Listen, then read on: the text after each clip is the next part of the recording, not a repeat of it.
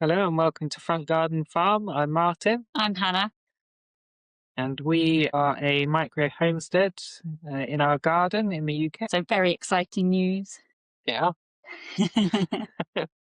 We have bought some new rabbits. it's been a little while since we've actually owned any rabbits. We did previously have some, but we've had a bit of a break from them recently. So we're getting back into it with a different breed this time because we wanted to try something new. We previously had New Zealand's, and now we are the proud owners of two Dutch rabbits. So I thought we'd take this opportunity today to chat a little bit about buying rabbits. We're going to talk about some of the things that you need to look out for, some questions to ask, where to get rabbits from. And then we'll talk about bringing them home, so the transportation of them and how to help them settle in. So where do you find stock? That's a good question. Martin doesn't know because I do all the buying. Okay, this is not a sponsored post at all. This is just us sharing our experiences. So we actually tend to use Pets for Homes. I think it's petsforhomes.co.uk as a website where you can find all sorts of different animals for sale and source them directly from the breeder.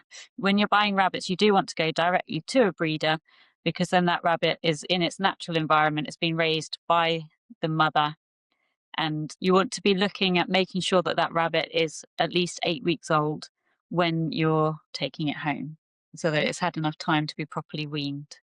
But before you go shopping for rabbits, you do need to do a bit of research, and in particular, which breed might be the best one for you. Now, we learnt this the hard way. Previously, when we've had rabbits before, we were okay with the New Zealands. Yeah. We were fine buying New Zealand rabbits, but we wanted to have Dutch rabbits. So we went out and bought some Dutch rabbits, except it turned out they weren't Dutch rabbits. They were some sort of strange mixed breed, potentially with not even any Dutch in them at all. I'm not sure. They didn't look very Dutch. So make sure you know what that breed looks like. Make sure you know the characteristics of that breed, the markings to expect, the body shape to expect, so that you can be more sure that you are actually getting the breed that you are wanting to go for. Yeah. And unless you are purposefully going for a mixed breed, but even if you are, you want to be sure of the characteristics and the type of rabbit that you want. Things like checking the size of the rabbit, I'd say, is important as well. Yeah. That rabbits come in different sizes, so you could be searching, for example, if you wanted a Rex rabbit, there are standard size Rex rabbits and there are also mini Rex rabbits, sort of small ones that have been bred to a much smaller size. So think about the size that you want to have and just make sure you've done your research and you're getting what you're actually setting out to go and get. So some questions to ask before bringing rabbits home, before buying the rabbits. I always check, have they been raised indoors or outdoors? So we are looking to keep our rabbits outdoors. So we want rabbits that are already accustomed to that lifestyle, to that temperature. If you've got rabbits that have been raised indoors and then you're going to take them home and put them outdoors, that's going to be a bit of a shock to their system, and they may not have got the right fur. They may have more of a summer coat on them rather than a winter coat and that kind of thing. So making sure that they're suited to your conditions. Finding out how they've been managed, how they've been raised. If you're looking to colony raise your rabbits, then if you can find somebody who's already doing that, who's already colony raising, then that's great. Same with feed. If you want to be feeding a specific diet, for example, if you want to be feeding more greens and natural food, if you can find somebody that's already doing that, it's going to be so much easier for you to transition that rabbit because they will already be used to those conditions. Having said that, buying rabbits in the UK is quite hard. We have to travel an hour to be able to find it. Every single rabbit we've ever bought, we've traveled an hour to go and pick them up. Standard sized rabbits are really rare, I would say, in the UK. You get a lot of minis, but finding standard size or larger sized rabbits is a challenge. So you don't always have that luxury of being able to find exactly what you want. Sometimes you have to just go with something else. So, for example, we've picked up rabbits from people who keep them in hutches, but we will be keeping them in pens. But it doesn't matter. You can transition them over to what you want. And then if you're breeding rabbits, breed starting with what you've got, Yeah. and then you can improve your lines and keep and breed from the rabbits that do really well in your setup. So other questions to ask: date of birth, important for a few reasons. Firstly, you don't want to be taking your rabbit home until it's 8 weeks old at least. And then also, if you are going to be breeding from that rabbit, you need to know at roughly what age it's going to be mature so that you're not breeding too young. And it also just helps you with the management of that rabbit if you've got a rough idea of the date of birth. Find out as much as you can about how the rabbit's being fed, what the schedule's like. Are they being fed at a certain time of day? Because it's good to be consistent. Rabbits love consistency generally. So it just makes you aware of what's happened so that you can help with the transition. Have they been fed hay? Have they been fed pellets? Have they been fed fresh food? In what quantities, what varieties, that kind of thing. Just find out as much as you're able to so that you can be more clued up with the best way of transitioning that rabbit onto your own system.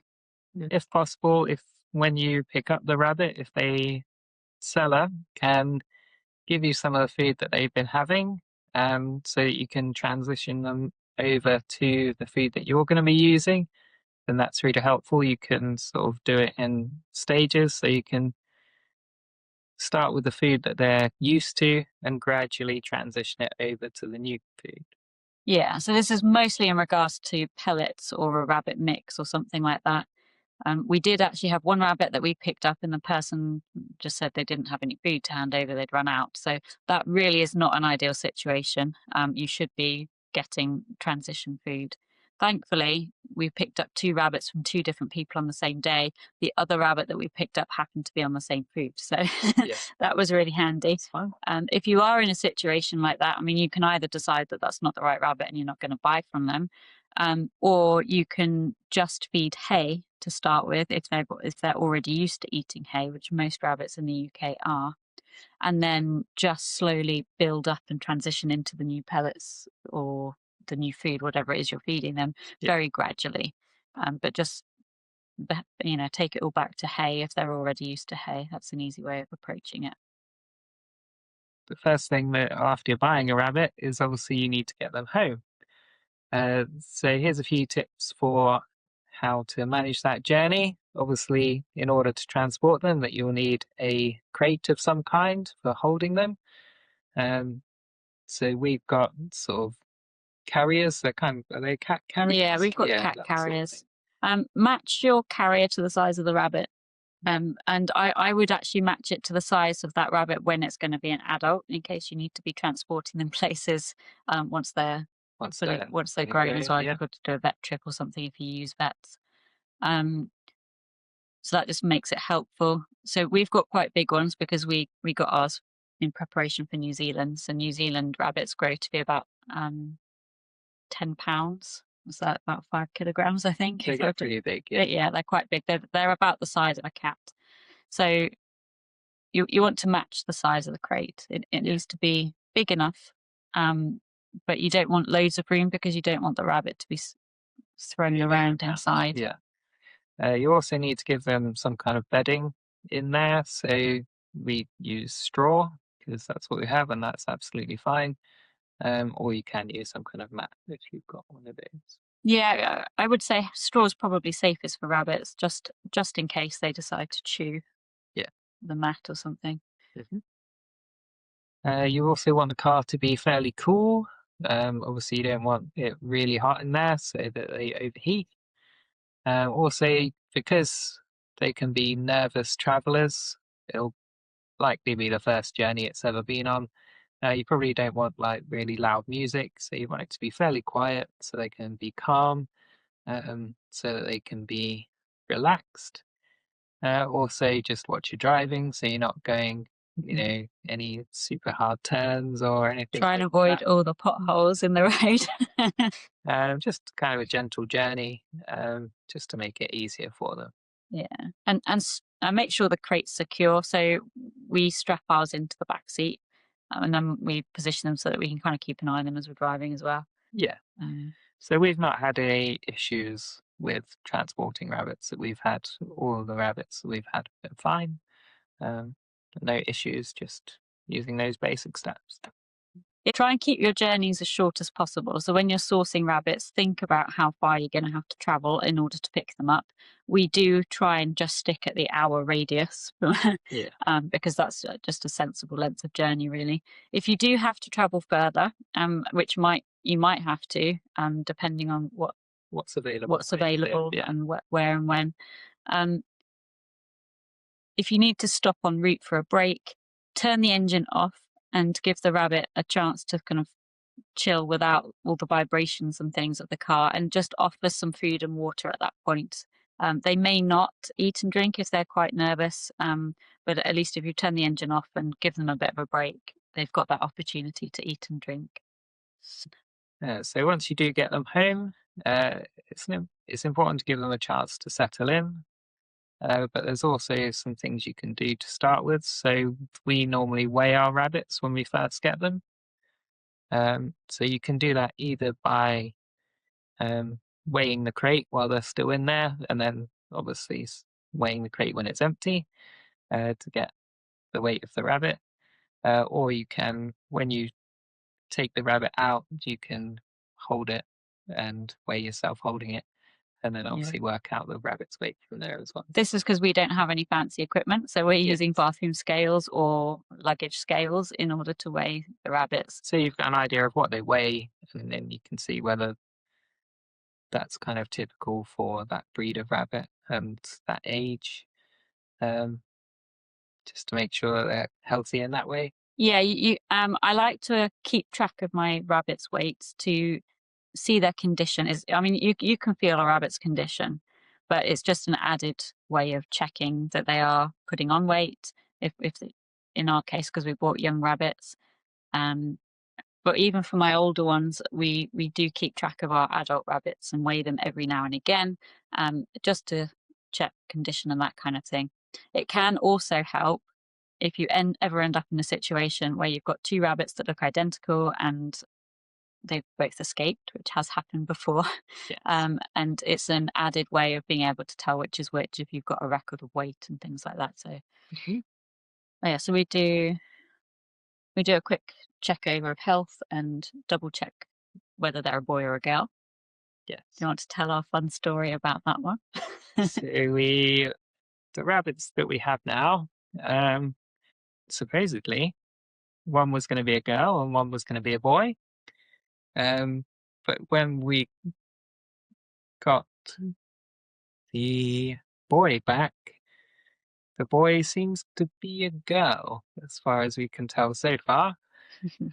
So we have two girls, it seems. So we've got more rabbits than we planned on having. We're going to keep her because we can keep 2 days. We've got enough room. And on the plus side, they'll be able to live together and keep each other company, which is really lovely. Yeah. And they're already getting on really well together. Mm-hmm. But we are still on the lookout for a buck now. Yeah. So it means we'll have 3 rabbits. But yes, no complaining. You can never have too many rabbits. Well, you absolutely can, but we love rabbits. So once you've got them back as well, it's important that you've pre-prepared where they're going to be living, so that they can go straight in there, and generally kind of leave them alone for a bit just so that they can kind of settle in. Yeah. So just make sure they've got everything they need, and then it's really hard, I know, because you just want to fuss over them and stroke them and get to know them. But they've had a huge upheaval. This is the first time for some of them. At least one of our rabbits, it was the first time they'd left mum, because they were still with mum when we picked them up. So they're being taken away from mum, from their siblings, and into a completely new environment. So it's quite a big upheaval for them.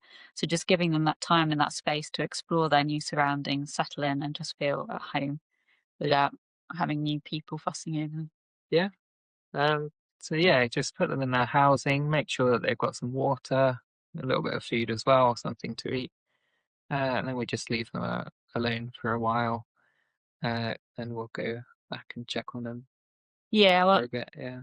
Our system is we have free feed hay, so they have hay at all times, and then we feed in the evening which varies in time depending on the time of year. So we'll try and go like an hour or two before sunset. So at the moment it's about 4 or 5 o'clock that we're feeding.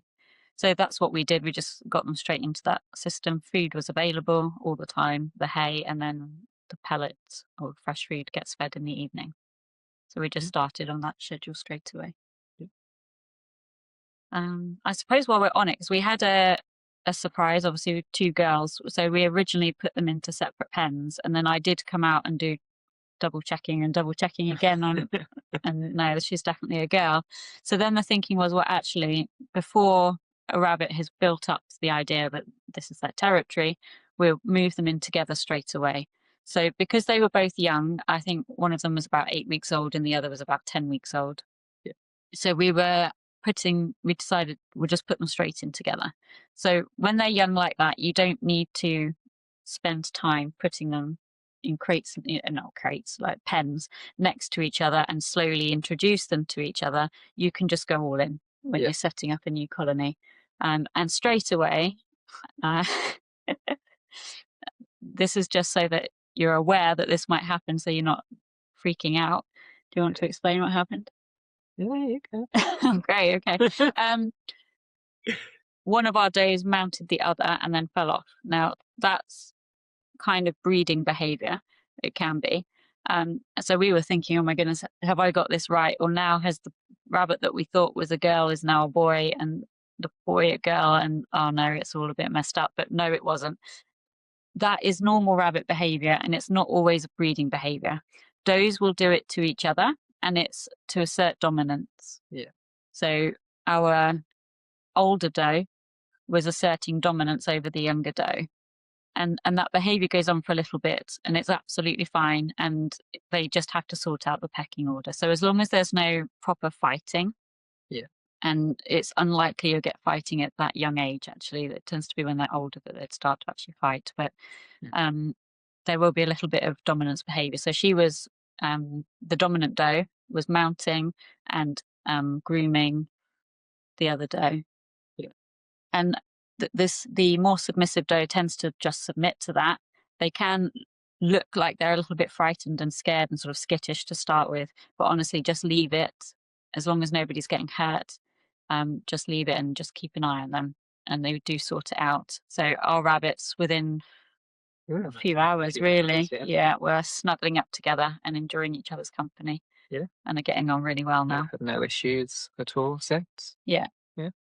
Could also say, if you are bringing new rabbits onto your property and you already have rabbits, the new rabbits should be quarantined to start with, so that you can check that they're healthy and not risk bringing anything in that's going to could infect your other rabbits. So, but again, because both of our rabbits were brand new on the same day, we didn't do that. We just put them straight in new together. So that was our recent experience in buying rabbits. If you're interested, if you've got any other questions, you can leave them for us in the comments below and we can get back to you. And we'll be sharing more about raising rabbits and about growing your own meat on your property in future videos.